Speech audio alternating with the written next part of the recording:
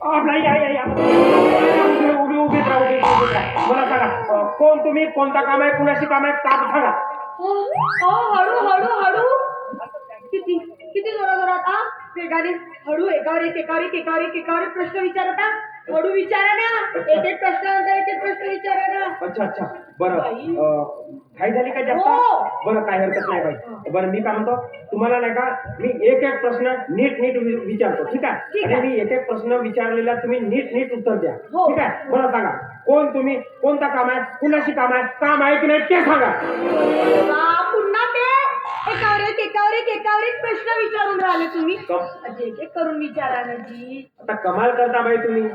आता मी तुम्हाला एक एक प्रश्न करून म्हणजे तुम्हाला प्रश्न विचारताना दोन प्रश्न विचारताना मी एवढी मोठी गॅप ठेवली. आता तुम्ही त्या गॅप मध्ये चान्स घेतला नाही, यात माझा दोष आहे का? मला ते जाऊ द्या. मला सांग कोणाशी काम आहे ते काय ना साहेब?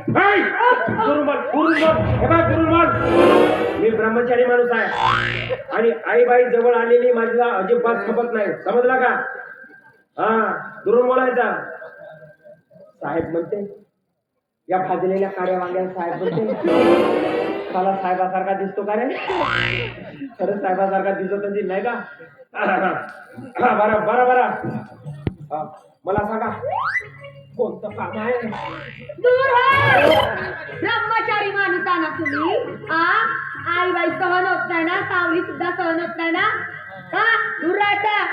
अरे देवा, हा कावरे कसा हा 440चा नाही तर 880ची डीपीच पाठवला, पुरा धडकून जाईल माणूस.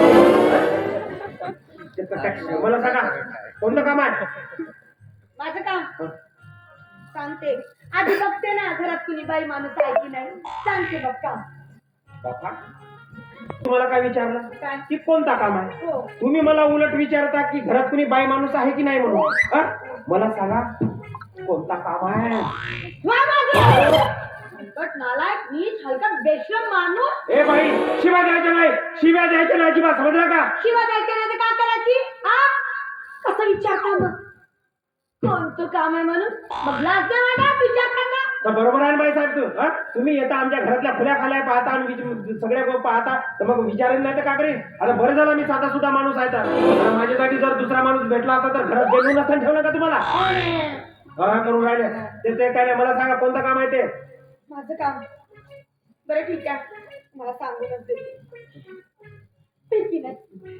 पैकी नाही खूप गरीब मुलगी आहे जी. तुम्ही रडता म्हणून मी रडतो जी. कामाच्या शोधात इथपर्यंत आली होती जी. एवढा मोठा बंगला पाहिला आणि मला वाटलं की एवढ्या मोठ्या बंगल्यावर खूप सारे कामाची गरज असतील ना, म्हणून मी आली तर कामाच्या शोधात. एखाद काम असेल तर सांगा ना जी, कोणतं बी काम करेन मी. कोणता बी काम करता? हो, कोणता बी काम करता? हो, जे म्हणाल ते काम करेन मी.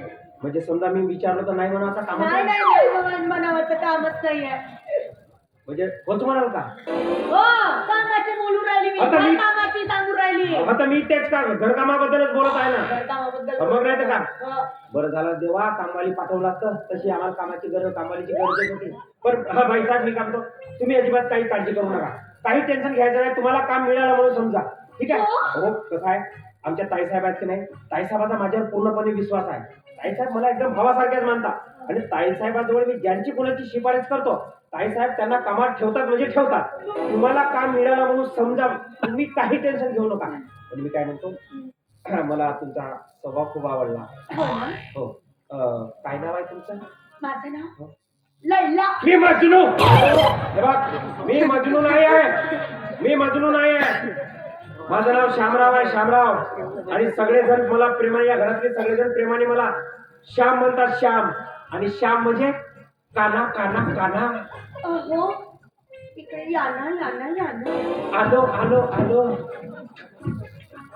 हो, हे काय हातात नाही, पदार्थ पडू द्या. काय साहेबाला आवाज द्या म्हटलं. मग हे सरळ असे सांगा ना बाई साहेब. हे असे इशारा करतात माणसाचा गैरसमज नाही होत का?